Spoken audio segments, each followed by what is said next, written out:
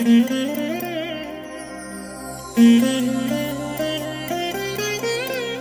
దినం పరము నుండి దిగివచ్చు మాట. ఇది నీ జీవితానికి వెలుగుల బాట. నీ ఒడిలో ఉంచబడిన దీవెనల మూట, అద్భుతాల ఆనంద ఊట.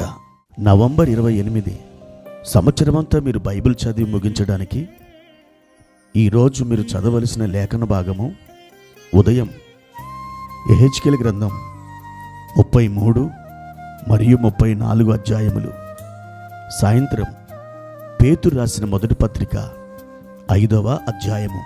ప్రియమైన దేవుని బిడ్డలారా, ఈ ఉదయకాల సమయంలో ప్రభు కృప మీకు తోడైనుగాక. ఆయన హస్తం మిమ్మల్ని బలపరిచి మీ యొక్క జీవిత ప్రయాణంలో ఉన్నతమైన అనుభవాలతో, ఉన్నతమైన ఆశీర్వాదాలతో మిమ్మలను నింపాలని పరిశుద్ధాత్మ దేవుడు ఆయన మీ విషయమై ఒక అద్భుతమైన ప్రణాళిక కలిగి ఉన్నాడు. ప్రియ దేవుని బిడ్డలారా, మీరు ఈ దినం ఒక గొప్ప విజయాన్ని మీరు అనుభవించాలంటే మీరు చేయవలసింది ఏమిటో తెలుసా? ప్రభువుని మీరు మొట్టమొదటిగా కలుసుకోవాలి. ఆయనతో మీరు సహవాసం చేయాలి. ఆయన కృప మీరు విస్తారంగా అనుభవిస్తూ మీరు ముందుకు సాగి వెళ్ళాలి. అప్పుడు దేవుడు ఒక విజయాన్ని ఆయన మీకు అనుగ్రహించగలడు. ఈ దినం ప్రభు వారు మనకిచ్చిన వాక్య భాగాన్ని చదువుకుందాం. నిర్గమకాండం 15వ అధ్యాయము 3వ వచనం. యెహోవా యుద్ధశూరుడు, యెహోవా అని ఆయనకు పేరు. ప్రియమైన దేవుని బిడ్డలారా, మనం అనేక కథల పుస్తకాల్లో చూస్తాం.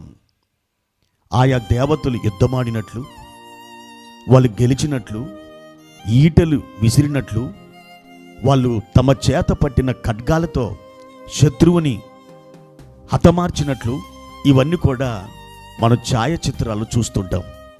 అయితే మనం విశ్వసించిన దేవుడు ఆయన యుద్ధం చేయువాడా? అవును, ఆయన యుద్ధము చేయువాడు. ఆయనకు ఒక పేరున్నది. ఆ పేరేమిటంటే యుద్ధశూరుడు. మరి ఎవరితో యుద్ధం చేస్తాడు? ప్రియమైన దేవుని బిడ్డలారా, ఇశ్రాయేలు ప్రజలు ఐగుప్తు నుండి బయలుదేరి కనాను దేశానికి వస్తున్నప్పుడు ఫరో వారిని వెంటబడి తరిమాడు. వారిని బానిసలుగా పట్టుకొని రావాలని తలంచాడు. దొరికిన వాళ్ళని దొరికినట్టే ఆ అరణ్యంలో చంపేయాలని ఒక కోపంతో, క్రోధంతో బయలుదేరి వస్తున్నాడు. అయితే ఆకాశమందల దేవుడైన ప్రభు ఆ సంగతినంతా, ఆ యుద్ధ వాతావరణమునంతా ఆయన చూస్తూ ఉన్నాడు. ప్రియ దేవుని బిడ్డలారా, ఆ రోజు ఏం జరిగిందో తెలుసా? నేరుగా ఆ యుద్ధ భూమిలోకి దిగొచ్చిన దేవుడు ఫరోతో, ఫరో యొక్క సేనలతో ఆయన యుద్ధమాడాడు. ఆయన యొక్క యుద్ధాయుధం ఏంటో తెలుసా? ఎర్ర సముద్రం, తూర్పు గాలి. ఈ విధంగా వాటిని వాడుకొని యుద్ధం చేశాడు.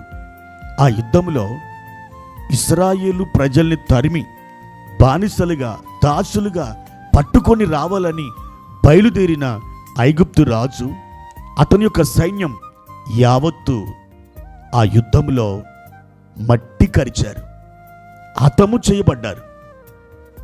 వారు ఎర్ర సముద్రం మునిగి చచ్చిపోయారు.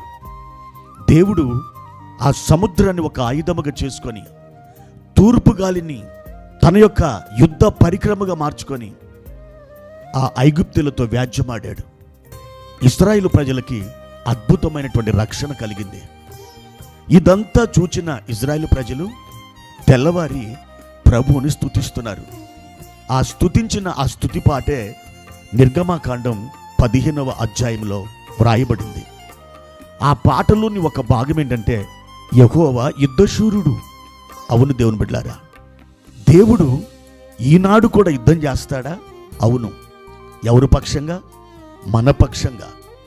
మనం ఎదుర్కొంటున్న సమస్యలతో, మనం ఎదుర్కొంటున్న శత్రువులతో, మనం ఎదుర్కొంటున్న ఇబ్బందులతో, మనం ఎదుర్కొంటున్న ప్రతి విధమైన వ్యాధి, ప్రతి విధమైన రోగము, ప్రతి విధమైనటువంటి బంధకాలు, వీటన్నిటితో ఆయన యుద్ధం ఆడతాడు, ఆయన వ్యాజ్యం ఆడతాడు, మనకు జయమిస్తాడు. ఆయన పేరు యుద్ధశూరుడు.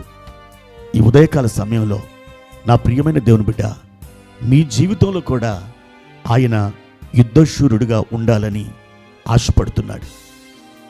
సైన్యములకు అధిపతి యెహోవా అని ఆయనకు పేరు. ఈ పేరుని నీ జీవితంలో ఆయన సార్థకం చేసుకోబోతున్నాడు.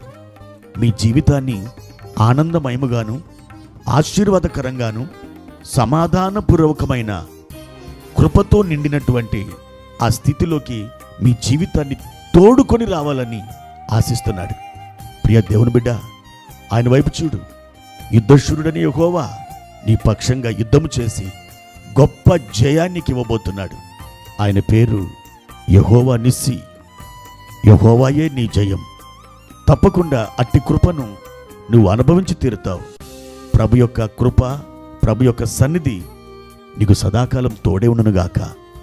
ప్రార్థన. పరిశుద్ధుడా, ప్రేమ కలిగిన తండ్రి, యెహోవా నిస్సి అనే పేరుతో పిలువబడినటువంటి మా దేవా, మా పక్షమున వ్యాజ్యమాడువాడవు నీవే, మా పక్షమున యుద్ధము చేయువాడవు నీవే, మాకు జయమునిచ్చువాడవు నీవే. మా తండ్రి, మా ప్రియులు ఈ ప్రార్థనలో ఏకీభవిస్తున్నారు. వారి యొక్క శత్రువులతో మీరు వ్యాజ్యమాడండి. బిడ్డలకి విజయం దయచేయండి, సమాధానము అనుగ్రహించండి. మీ కృపా హస్తం చాపి మీరు బలపరిచి లేవనెత్తండి.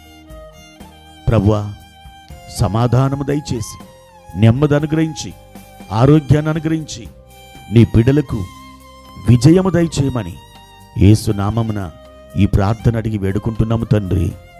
ఆమెన్.